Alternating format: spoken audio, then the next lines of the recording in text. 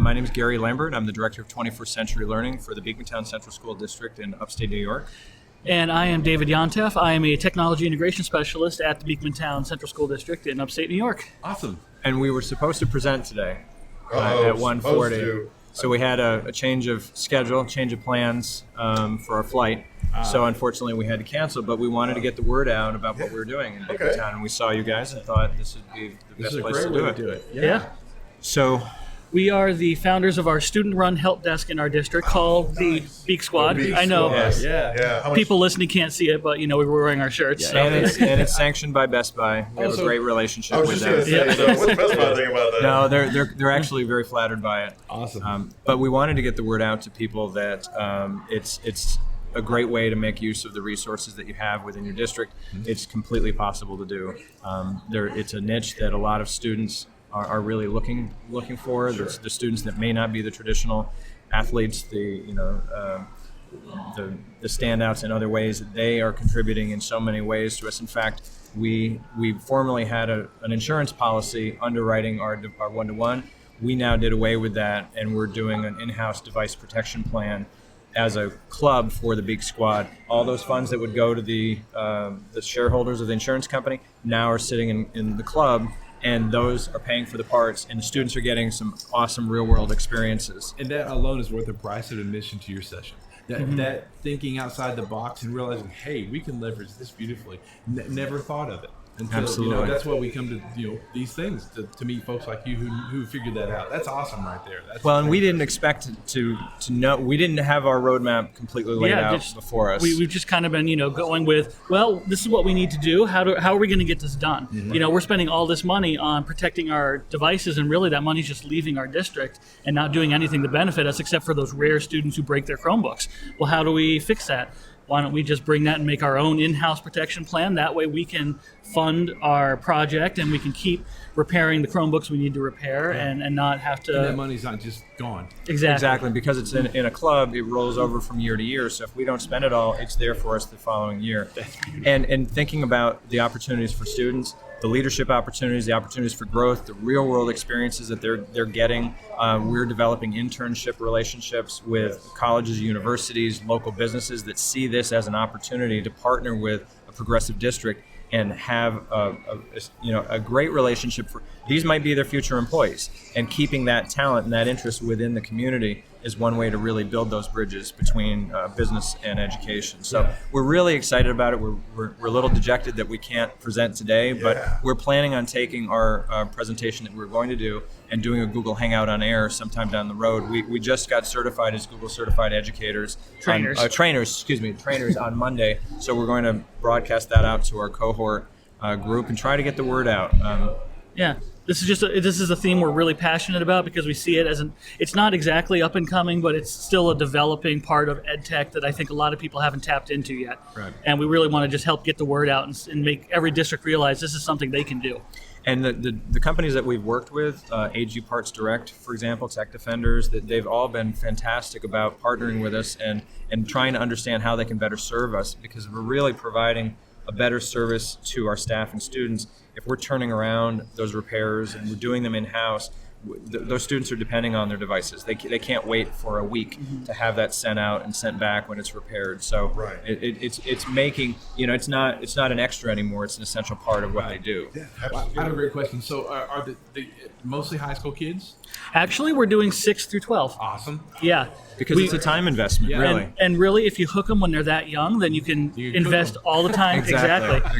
You get all the time to train them you want, and then by the time they're ready to graduate and go out into the workforce, they are highly trained, skilled individuals already. So are you doing any A+ certification and things like that along Well, the line if they want to? If they wanted to, we will provide those opportunities for them. We are a G Suite for Education district, so one of David's projects has been in the certification of the students, testing them. I want to give you the mic on this one because it's pretty amazing. I've tapped into a lot of the blogs I read, so I've come up with a whole badging leaderboard system of how to rank our kids. And being myself and being a fan of a little known indie movie series, if you've heard of it, it's called Star Wars. I might have. It sounds familiar. It's pretty. It's out there. It's off on card, but I think people are going to like it. Yeah. So. I've created just my whole ranking system based on the Jedi Order. Nice. And so as kids get more and more proficient with the G Suite apps, they rise in the rank of the Jedi. And of course, they earn badges. I have a leaderboard site set up so they can follow and compete with each other. Yeah. And it's just gotten started, but they're already chomping at the bit for me to put out more so they can keep climbing up there. But David's using that the online exams as the method for them to gain those ranks and badges. So they're testing. Once they're tested and they get to a certain rank, they're able to work at the physical help desk. If they're not working at the physical help desk, they're still an asset to our district. They're still helping out in the classroom. We call our students beaks. And teachers will say, "Is there a beak in the house?" And they know that they're helping those teachers with just-in-time problems instead of pulling technicians in our department away from a larger project. They're solving problems when they occur. Sure. So the kids, do the counselors help schedule the kids? Do they have a scheduled period when they work the help desk and they get credit for it or anything like that? Or yes and no. So, wow, okay. Yeah. I'm the advisor for them, and we schedule them based around mostly their freer times, their study halls, lunches, any extra time they have. However, they do earn independent study course credit for their work. Sure. So we just keep track of their time through Google Forms. When they are at the desk, they log their time, and at the end of each quarter or semester, that information is passed on to the counseling office so that they can award half credit, full course credit. And that's the important part too about developing. It's certainly not about the tech. It's about building those relationships with all the stakeholder groups, the administrators, the superintendent, the board, the other teachers, so that they understand, first of all, what this is, how it can benefit them, and what they can do to make it more palatable or more of interest to the students that you might not have gotten other ways. We're actually, last summer, we offered paid internships to 4 of our students. Wow. Instead of paying adults to come in and do some of the grunt work of unboxing, we had 4 students that were doing it, and it was an amazing experience for all of them. I do the same thing in the summers since '98. Okay. Oh wow. I've hired students, usually seniors, or juniors, usually seniors about to go off to college. They come in and they do the grunt work, inventory. Actually, we let them pull cable back in the day. Absolutely. We don't do that anymore, but back in the day. But it's really interesting that you're talking about this because we've been talking a lot about geek culture. Sure. Mm-hmm. And it's okay to be a geek. Absolutely. And when you start that geek culture at your school, then you actually find out that, hey, those football players were geeks, and these guys over here on the wrestling team were geeks, and these girls on the cheerleading squad were geeks. Have you seen those kids cross those lines and come Absolutely. into the squad? One of our officers in our club is on the cheerleading squad. That's awesome. We've got others who, and they do more traditional geeky activities. Some of them are at Harvard Model UN right now. Yeah. Some of them are, on some of the other teams. But it's a great cross section. Yeah, it really seems to appeal at a identify variety of levels. As geeks. Absolutely. There's no shame in it anymore. There's not any shame in it anymore. Yeah, now it's cool to be nerdy and geeky. Exactly. Yeah, exactly. Yeah, no, our time has come. Our time has come. So along those same lines, how about pulling in the girls? It's funny you ask that because in our high school, I think our high school Beak Squad, it's a little bit more guy heavy than girl heavy, but in the middle school component, I would say it's about probably 60-40 maybe? Yeah, 60-40 on the girl side. Oh wow, that is so cool. The reason is because they don't necessarily have all the technical skills and know-how, but they want to learn and they want to help the community and make the school a better place. Yeah. And that's actually our biggest focus. Really isn't initially on the technology. It's about the customer service, and we drill that before we ever touch the tech, because if we're not approachable and desirable to be used as a resource, it's not going to work. So our students really have that, and a lot of those students just get that. Well, girls are highly organized and highly motivated. Not that we guys aren't. Sure. But we take a little longer sometimes to get that. Our dad's like this, Where did I put that? I know it's here somewhere. But it's a really great thing, and I think that now we're moving into that direction.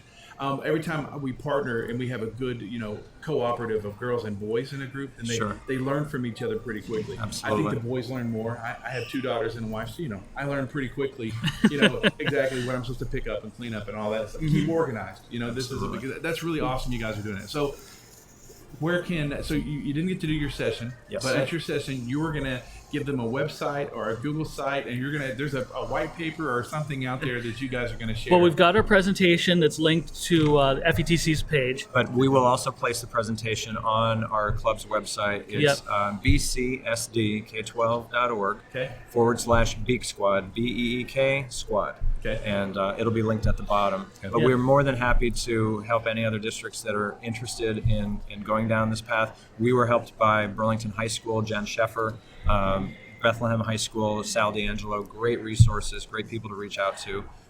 We certainly didn't reinvent the wheel, but we found the We just trimmed the model edges that so it worked rolls for a little us. bit better for us. So. Yeah. Yeah, right. There you go. Yeah. Exactly. Yeah.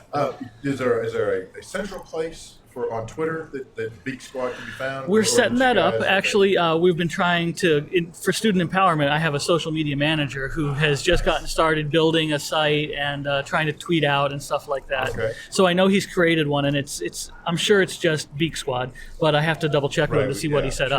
up. We're big check it Twitter users, so Can we get yours? absolutely. Absolutely. At DIR 21K Learning. And mine is just at D Yantef, YONTEFF. One more time, a little slower. Yeah, sorry. I don't think that fast. It's one of those names. At D YON November TEFF Foxtrot Foxtrot.